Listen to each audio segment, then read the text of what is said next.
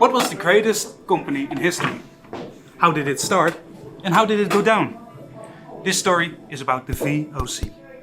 Alright, before we get started, we need an answer to the question, what does VOC stand for? VOC is a Dutch abbreviation for Vereenigde Oostindische Compagnie, which translates to United East Indian Company in English. The company's logo was possibly the first globally recognized corporate logo. It appeared on various corporate items such as cannons and coins.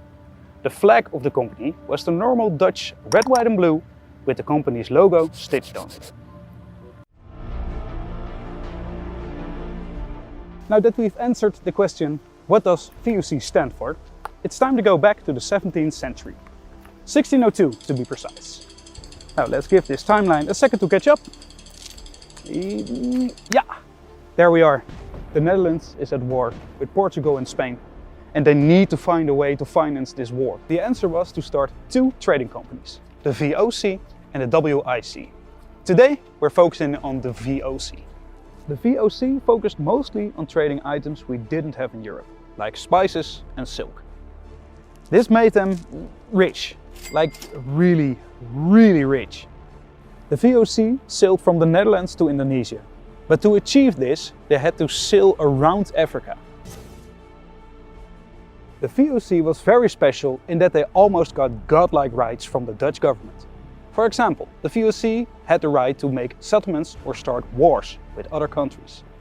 But how did an almost bankrupt country finance something so big as the VOC? This is a special story of itself. What the VOC did was something very smart.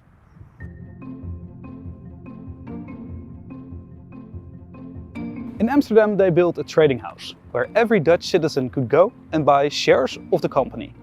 Which means that the VOC had effectively created the first ever stock market. The VOC itself had become the first publicly traded company in history. Almost every rich man in the Netherlands invested in VOC. Even a few immigrants invested as well. They raised around 6 million guilders, which roughly translate to $110 million today. The VOC was growing and started to build trading post settlements and farms all around the world. This was very good for the Netherlands, but not so much for the countries the Dutch came to. Almost every piece of land that the Dutch conquered, they did with violence and murder. The first being modern-day Jakarta, 1611. They murdered almost all the locals and built a massive settlement called Batavia. Eventually, the VOC decided to make Java their headquarters and plan all the routes from there and expand the company. The VOC monopolized these trade routes, and because of this, their profit margin were up to 1500%. All this money went straight to the Netherlands. But what did they do with the money? Make new land. Yes, they actually made new land. They built dams, dikes, turned swamps into farmland. Nowadays, the Netherlands is famous for their land reclamation.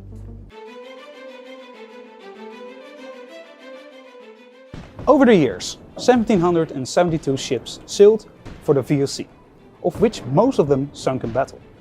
But shipwrecks are not the only thing that the VOC has left behind.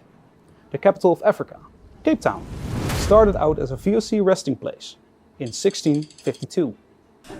2 decades earlier, a Dutch sailor named Abel Tasman found 2 big islands. The first he named New Holland and the next he named New Zealand. Later, New Holland was changed to Australia and New Zealand was changed to, well, New Zealand. So how did the VOC go down?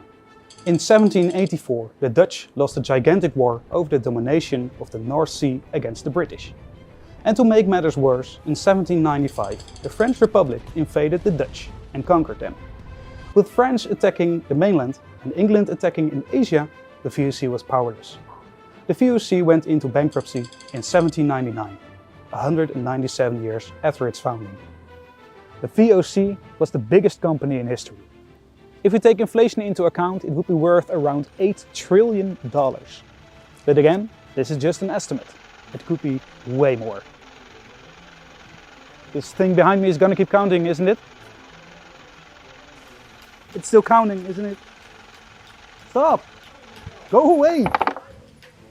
Well, this was the story about the VOC. I hope you liked it. Consider subscribing and leaving a like. If you want to know all our sources, then in the description down below, there's be a link to our website where you can find it all. At last, I want to say a special thanks to Batavia Land for letting us use their locations to film and showing us some pretty interesting stuff. Thank you for watching, and I hope to see you in the next one. Bon voyage! Okay, we're done? Alright, done.